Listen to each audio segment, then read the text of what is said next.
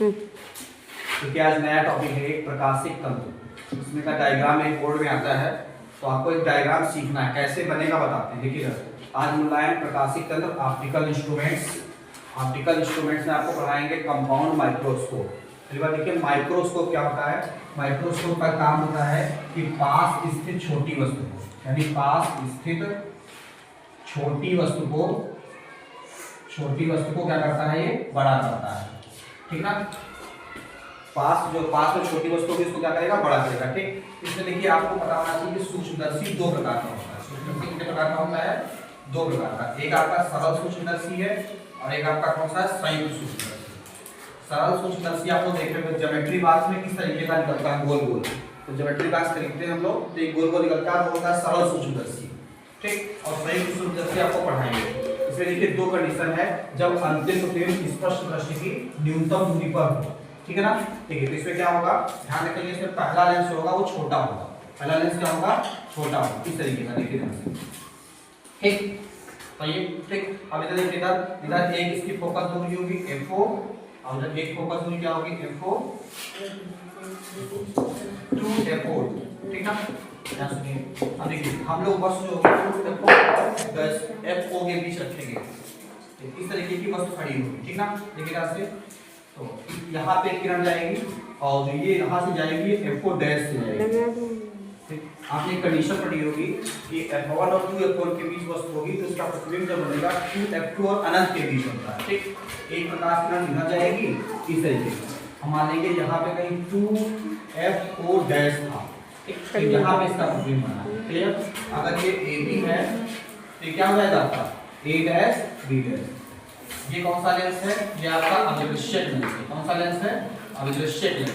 तो ये जो अभिदृश्यक लेंस से वस्तु की दूरी जो होगी इसको बोलेंगे UO, ठीक ना। पास में इधर का है तो माइनस का लेंगे, प्रतिबिंब यहाँ पे बना जिसको बोलेंगे BO, क्लियर। अब देखिए एक और लेंस होगा, इसको बोलेंगे नेत्रिका लेंस, और नेत्रिका लेंस होता है बड़ा, कैसा होता है नेत्रिका लेंस, बड़ा, क्लियर। अब देखिए यहाँ से एक प्रकाश किरण के समांतर जाएगा और इसका फोकस कहाँ पे है, ये F4, ये FE होगा, ठीक ना। तो समांतर को क्या कर देगा, ये पैरेलल F4 से जाता है, ठीक। एक प्रकाश किरण यहाँ से जाएगी, ठीक है ना।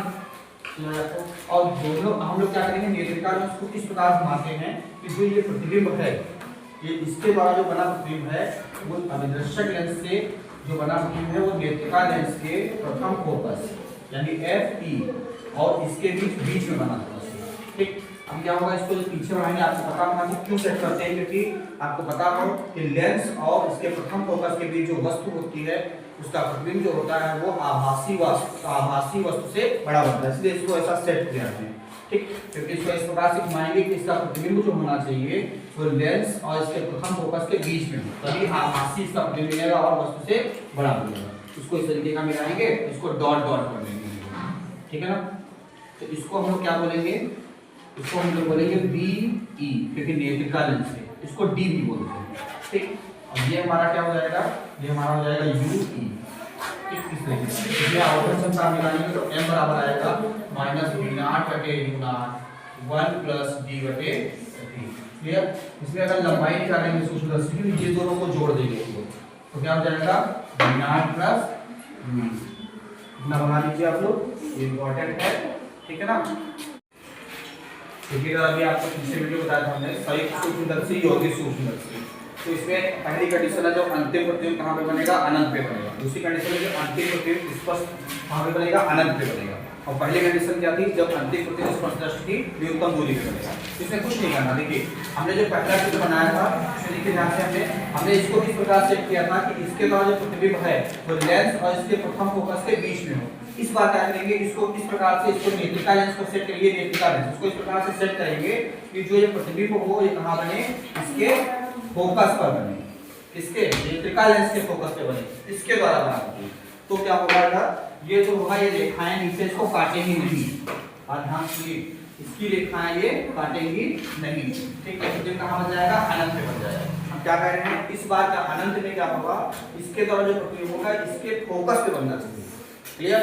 अब पहले कंडीशन में क्या था कि इसके द्वारा जो प्रतिबिंब है वो इस लेंस और इसके प्रथम फोकस के बीच में होना चाहिए, ठीक। ये आप लिख लीजिएगा इसमें कि कोई लेंस है, प्रतिबिंब का बनना लिख लीजिएगा आप लोग। कोई लेंस है, इसके बाईं तरफ एक वस्तु रखी है जिसका प्रतिबिंब 2f डैश और लूप के बीच बनता है तथा नेत्रिका लेंस को इस प्रकार समायोजित करते हैं कि इसके द्वारा बना प्रतिबिंब इसके प्रथम फोकस पर बने तथा प्रथम फोकस पर स्थित वस्तु का प्रतिबिंब लेंस द्वारा हमेशा अनंत पे बनता है। ठीक, इस केस में आपकी आवर्धन क्षमता का सूत्र आएगा -v0/u और d/fe। क्लियर?